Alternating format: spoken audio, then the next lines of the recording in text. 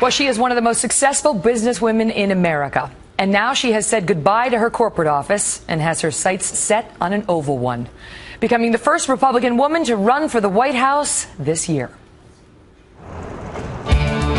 Born September 6, 1954 in Austin, Texas, Kara Carlton Sneed, better known now as Carly Fiorina, is the middle child of Joseph and Madeline Sneed. Her parents, both World War II veterans. While her father, a professor, worked his way up the academic ladder, the family moved around a lot, with Fiorina attending schools around the world. In her memoir, Tough Choices, Fiorina says, I was perpetually the new kid in class, and as the new kid, I wanted desperately to fit in, to be liked, to make friends. Her dad would become dean of Duke Law School and a trailblazer in his own right, a staunch conservative judge on the very liberal Ninth Circuit Court of Appeals. In 1976, she earned a degree from Stanford. From there, she followed in Dad's footsteps, heading off to law school. But unlike her father, Fiorina dropped out after just one semester. I felt happy.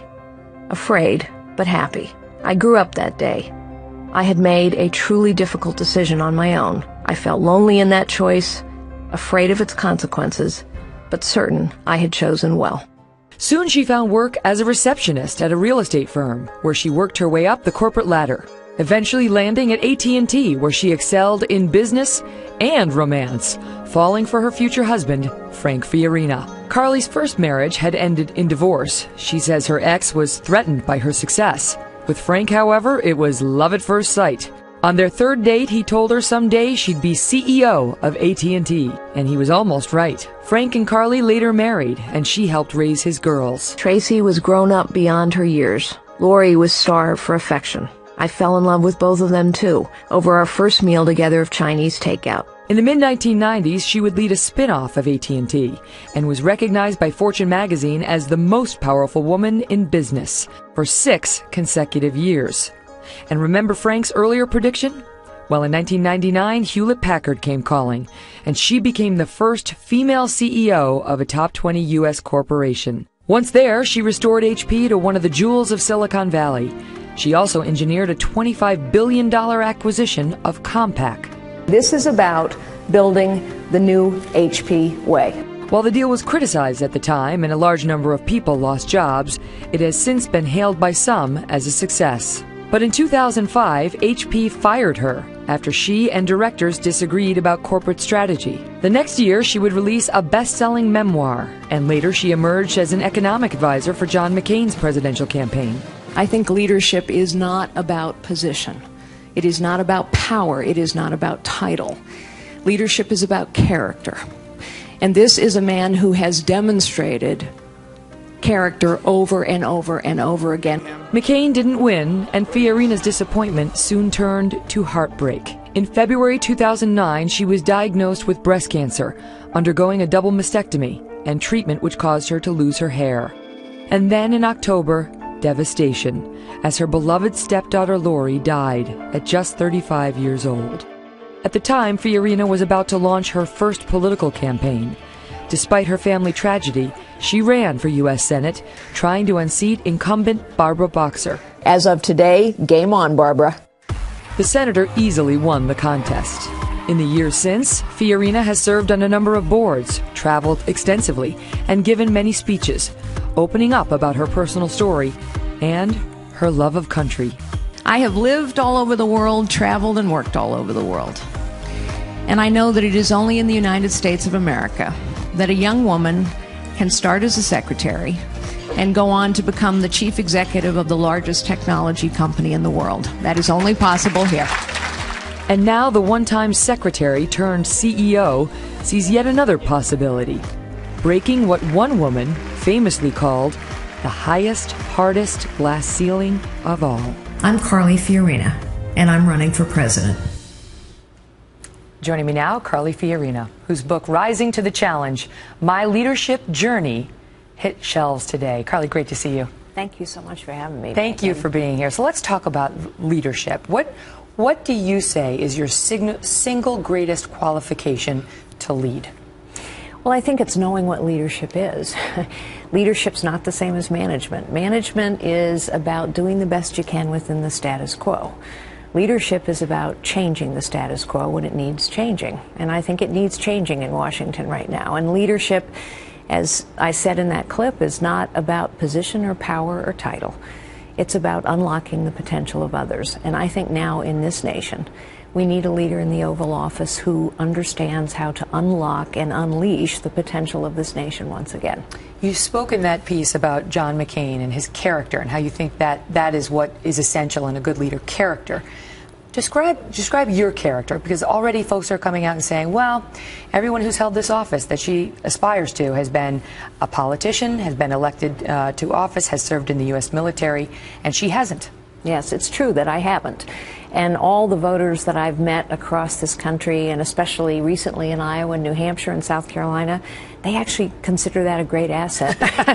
You know, the professional political class is a modern invention. Ours was intended to be a citizen government. That's what by, for, and of the people means. And somehow in the last 50 years, we've come up with this idea that only professional politicians can run for office. What leadership takes is character. Character, to the point of your question.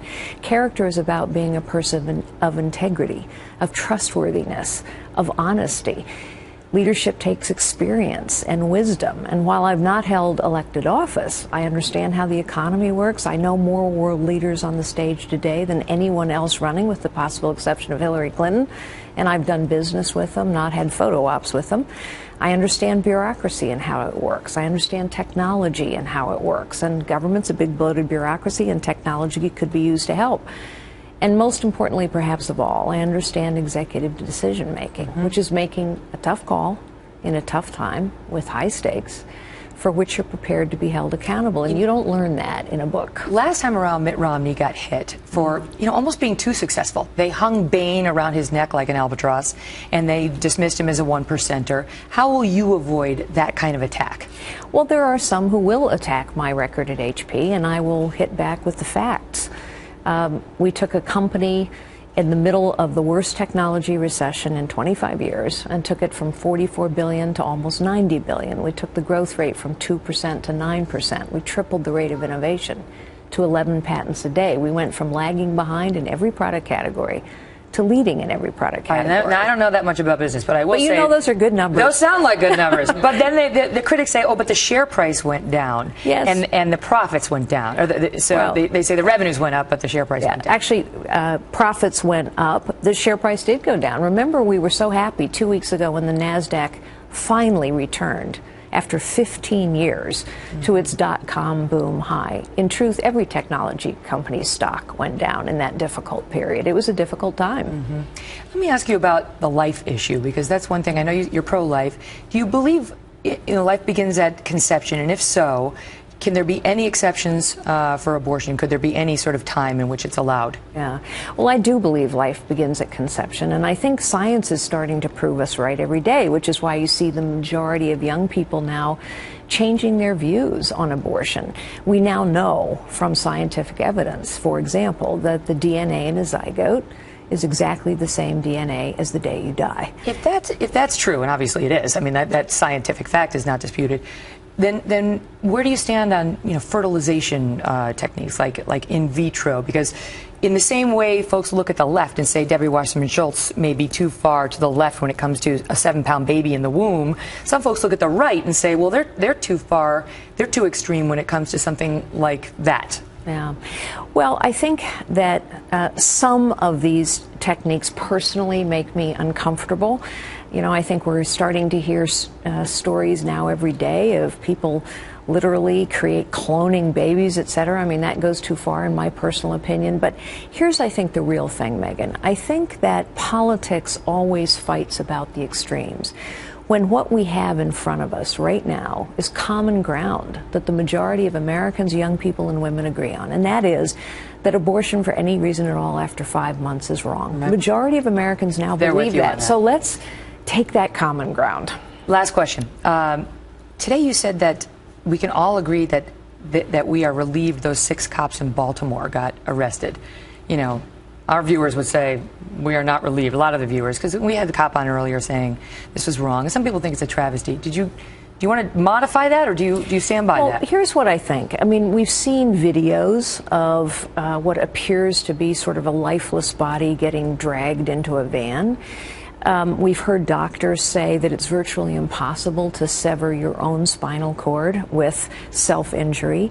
We know that the van took an unscheduled stop. I think the point is that there's enough evidence here that people needed to be charged. We're now going to hear the evidence, which is, of course, what a court of law is all about. But I think to have said nothing went wrong here would have strained credulity, honestly. Carly Fiorina off to Iowa, New Hampshire, and all the rest of it, and we will be watching you. Thank you so much, Megan. Thanks for being here. All the best.